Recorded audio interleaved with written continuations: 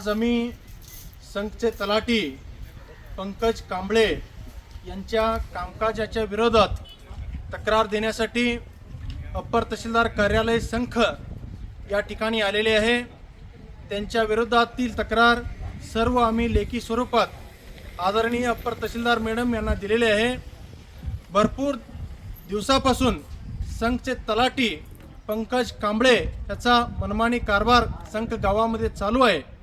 तो आलेल्या शेतकऱ्यांना, माझे गावातील महिला बंधू भगिनींना तो आदराने वागत नाही, त्यांना अरेतुरेचे भाषा वापरतो आणि शिवीगाळ करतो आणि प्रत्येक दस्ताला तो 3000 रुपये पैसे मागणी करतो आणि उगूचच ते दस्त नोंदवता तसंच पेंडिंग ठेवतो। पैसे देण्यासाठी पैसे देऊपर्यंत पेंडिंग ठेवतो, पैसे आल्यानंतर नोंद करतो, हे त्याचा पद्धत आहे।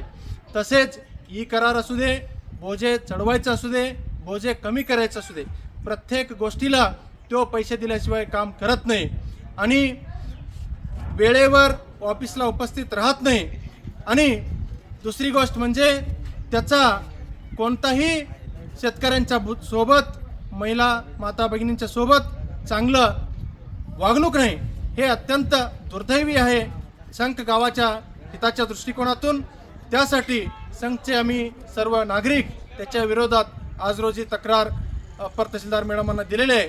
तात्काळ त्याचे बदली व्हायला पाहिजे, नाहीतर चौकशी करून त्याचं निलंबित व्हायला पाहिजे।